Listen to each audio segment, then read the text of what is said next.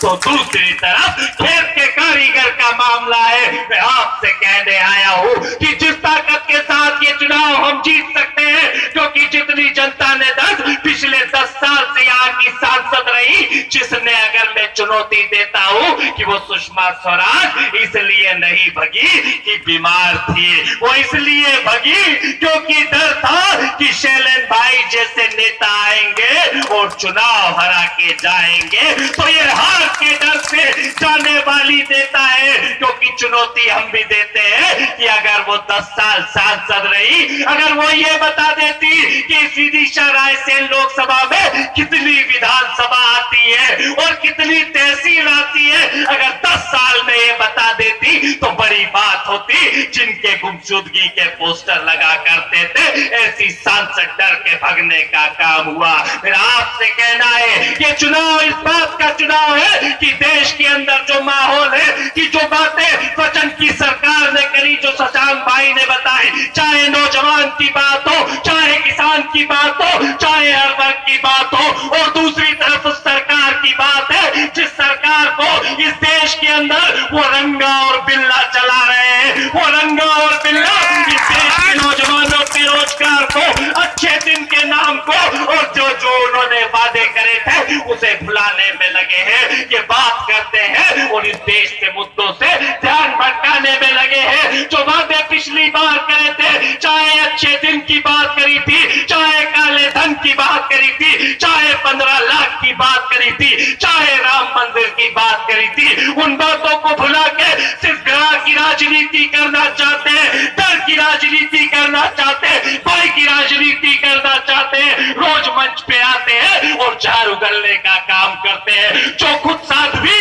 जो अपने आप को साध्वी कहती है, वो आतंकवादियों के रूप में 2 साल जेल के अंदर रही और हमें राष्ट्रवाद का पाठ पढ़ाती है। खुद आतंकवादी है। ऐसे आतंकवादियों को छोड़ के इस मध्य प्रदेश की फिजा बिगाड़ना चाहते हैं। मेरा आपसे कहना है, उठो, एकत्रित हो और पूरी ताकत के साथ लड़ो, क्योंकि इस बार का चुनाव ऐसे नेतृत्व के बीच में है। शैलेन भाई वो व्यक्ति है जो यहाँ पे खाते गांव कन्नौज के उस काला फाटा को भी जानते हैं, तो चाहे बेगमगंज सिलवानी और गैरतगंज को भी जानते हैं। ये लोकसभा युवक कांग्रेस के अध्यक्ष भी रहे हैं, विधायक भी रहे हैं, और ये भरोसा आपको दिला रहा हूं कि हम लोग वहां से, चाहे खाते गांव कन्नौज हो, चाहे बुधनी हो, चाहे इछावर हो, 1.5 लाख वोटों की लीड लेके आएंगे और यहाँ से इनका सफाया साफ करेंगे। मैं ज्यादा बातें नहीं करते हुए सिर्फ यही कहना चाहूंगा कि ये खामोश मिजाजी तुम्हें जीने नहीं देगी। इन गुंडों के दौर में जीना है तो कोहराम मचा दो यारो। ये चुनाव राहुल गांधी के उपदास का चुनाव है, जो गरीबों को 72,000 रुपए साल के देने का है।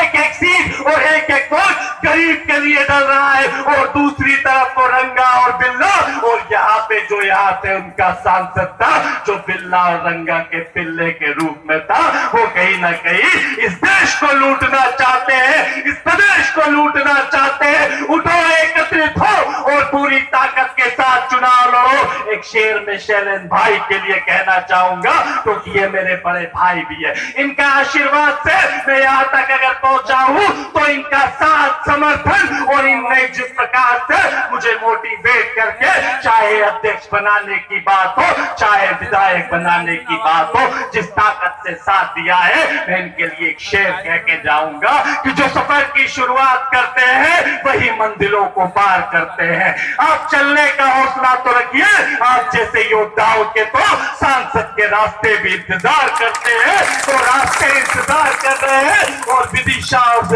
रायसेन क्षेत्र की जनता आपके साथ करिए। हम सब कार्यकर्ताओं को एकत्रित होकर राहुल गांधी के साथ चलकर इस देश के स्वर्णिम बनाना है।